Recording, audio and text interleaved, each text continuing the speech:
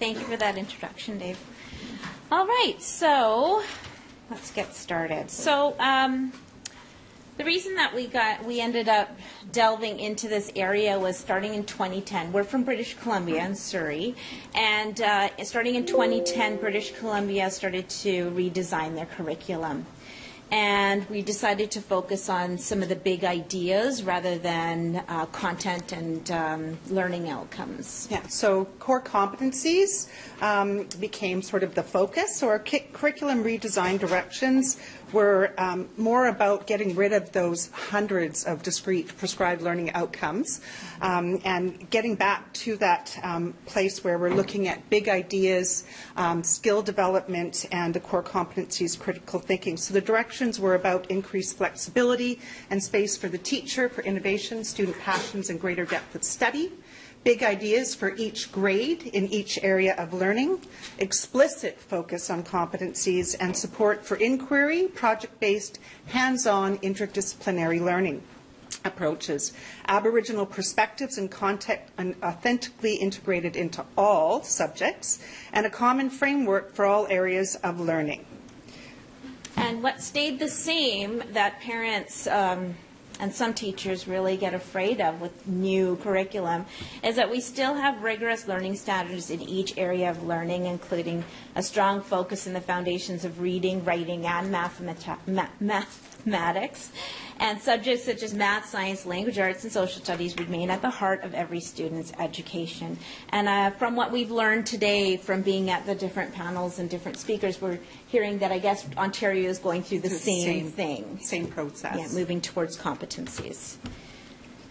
So we're moving from focusing on specific content that's to be mastered every year to focusing on the big ideas and competencies of communication, critical thinking, creative thinking, personal and cultural identity, personal awareness and responsibility, and social responsibility that are to be developed ongoing over years.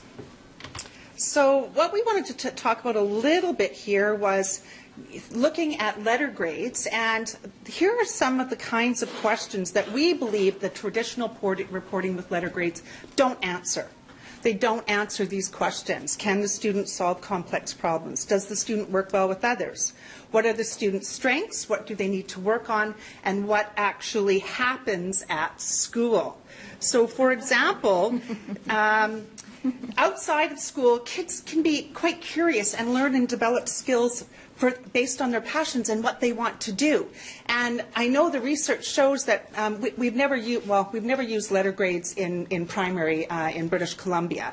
But by grade 4, they would start to get letter grades, and we saw student morale and the willingness to try and take risks just dived. So we knew that this was something that we need to kind of look for some way better. So again, that's why I personally believe that letter grades do not promote learning. They actually inhibit it. So we have now, and students, the focus becomes the grade instead of the learning. And if we really want kids to be lifelong learners, we have to make it about the learning. So we're moving from reporting to communicating student learning, and we're moving beyond reporting as a summative event that happens only 3 times a year towards honoring learning and feedback as an ongoing process. We're highlighting 2 important voices that may have been missing in the past with traditional report cards: the students and the parents. So what are we doing a little bit differently here? We have, for the last 3 years at my school, using a digital portfolio. So this is a software platform called FreshGrade. It's online. It's ongoing digital reporting, ability to include a variety of evidence of learning, including pictures, video, audio, and text, student reflection, parent input online and through formal conferences and informal meetings with teachers. And it focuses on the learning process on a continuum, no letter grades. So this has become a real window into the classroom for parents. They actually can see the evidence of learning that's taking place right in the classroom. So the teachers and the students upload the evidence of their learning, or it could be an example of maybe where they're stuck too. So anyway, moving on. So including with all the evidence of learning, we'll show you some examples at the end of actually how it looks like, the portfolio, but we found last year, I come from a traditional school, so parents really expect the fundamentals of education. They expect letter grades, and we decided as a staff to turn this whole thing upside down. And last year, we did no letter grades for intermediates until the end of the year. And the biggest complaint that we found from our parents wasn't that they weren't getting letter grades, but they still felt like they didn't know how their kids were doing. Even though they were getting all this evidence, they didn't know if they were doing okay.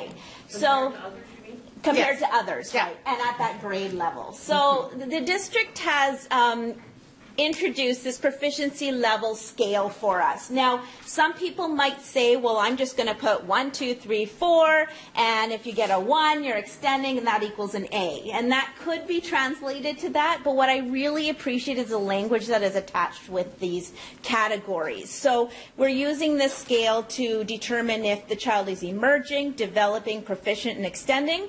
Emerging is the student is beginning to demonstrate basic knowledge in relation to the learning standards, works well with ongoing support. Most importantly is the questions, the statements at the bottom, which we use with students. So emerging is I'm getting started, I learn best with help. Developing is I get some of it, I'm beginning to do more and more on my own. Proficient is I get it, I can do it on my own, and extending is I get it and go beyond what is expected of me, I can teach it to a friend. Now, we have some arguments over the exact language that's being used, but it's changed a lot. We need some sort of stopgap measure for parents and students. We can't just cut letter grades cold turkey and expect parents and students and everyone to be happy with it. So I'm hoping that this will eventually even move away to more of the language rather than the categories. But we need time. It's a slow process to be able to get to the point where we can eliminate letter grades. Yes, and it's a bridge for parents and helping them to build the understanding. When I meet with my PAC, and we have not had letter grades at the school where I work for the past 3 years, and they don't have any problem, with not getting the letter grades because they love being able to look at the portfolio and see their kids' reflections on their learning, and I think they find that very powerful. But one of the things that the parents ask me, so Shelley, would emerging be like okay in September but not so good in June? And so that's where you're going, okay, that's a conversation, right? But probably if we've been working on some of those things, if it's not a new concept, then June emerging is probably your child might need some help. Okay. All right, so fresh grade also, it allows us to ask the kids to do some goal setting. And so these are the kinds of questions that we actually, as the teachers, ask the students. And it really puts the onus of learning back on the child. So what did you learn? Try to learn. Do. Succeed at. What are you proud of? What do you want to celebrate? Why?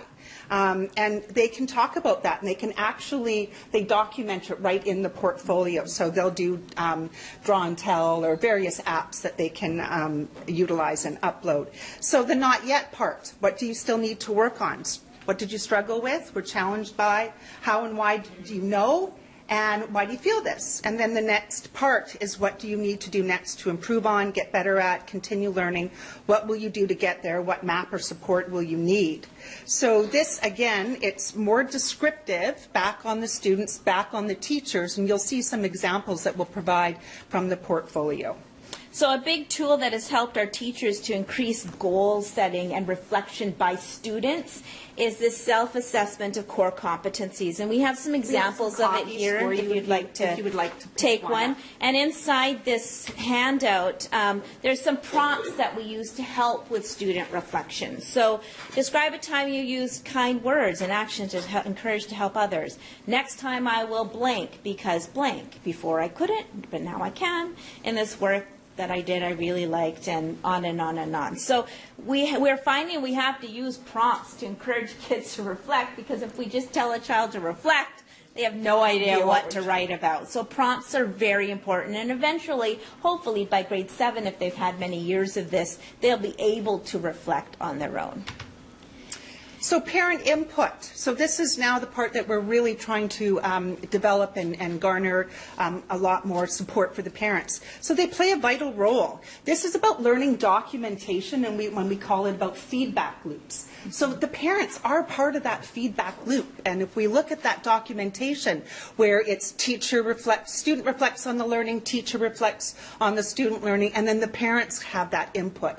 And so this is now bringing that partner in, sharing home learning experiences, asking questions. They're providing feedback and goal setting. So some of the prompts that we use for parent reflections are... And we send these out in newsletters and stuff for that, so that parents can participate through Fresh Grade as so well. that we're trying to give them the language on how to provide feedback for their children.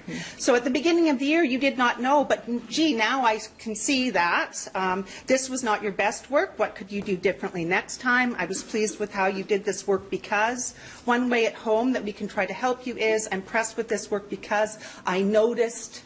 And often we ask the kids to make sure, ask your parents, what do you want to notice about this work that you have, this piece? That noticing, because you'll see in some of our examples, the kids have some pretty explicit things they want us to notice, and this reminds me of.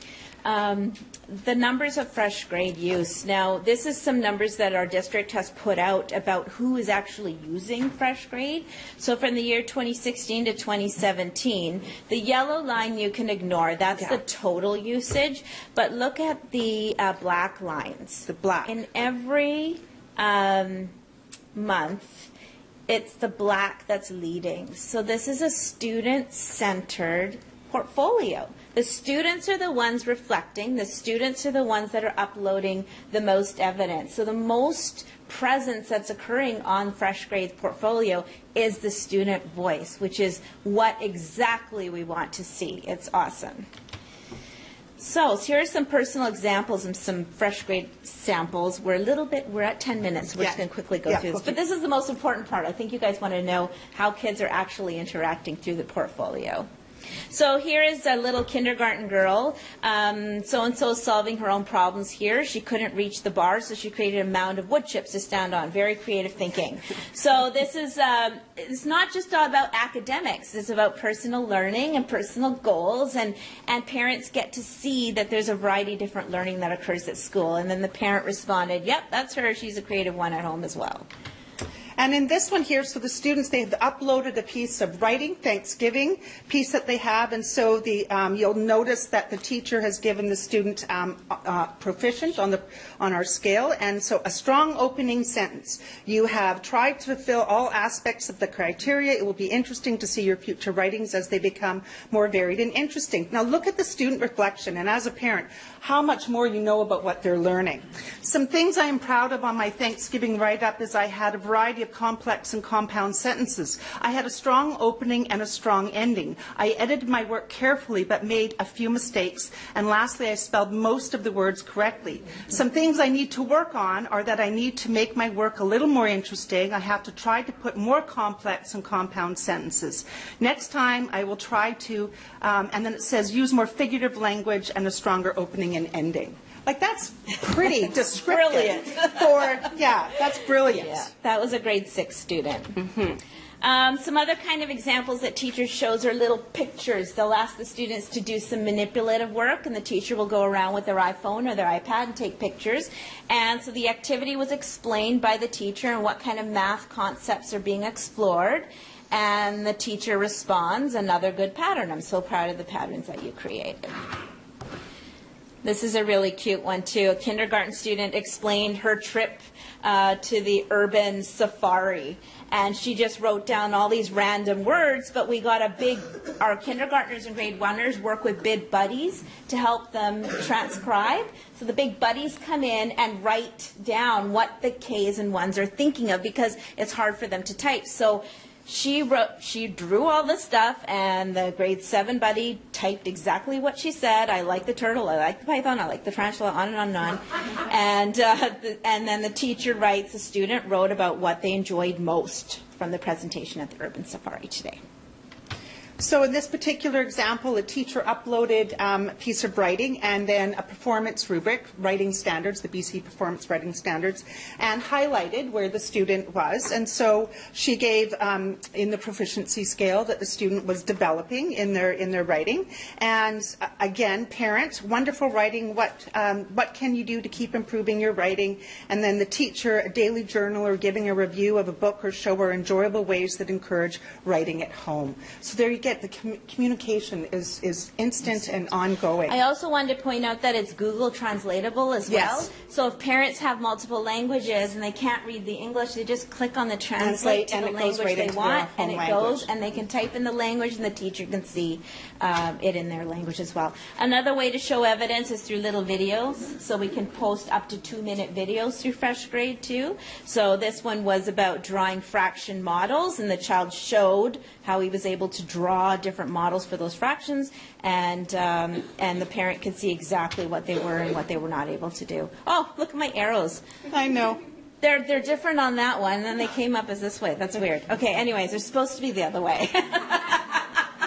So there's this huge, it's such an important difference that we have made just through Fresh Grade. The communication between all parties and around the other way has increased so much, which makes learning so much more enjoyable, transparent, and more fun. You know, we're able to find out about what's happening at home, and the relationships have been developed a little better. And the voices are really present. The student voice is there, parent voice, teacher voice, and it's all about moving the learning forward. So we have found that because of all this evidence, the grades don't matter anymore.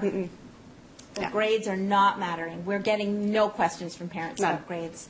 They stopped asking me because they know that there's all no here. point. And in Surrey, we're moving towards K to 9 with no grades.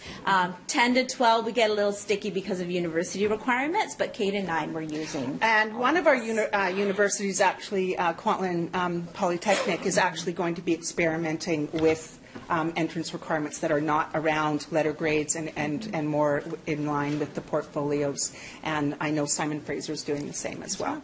Okay. Thank you.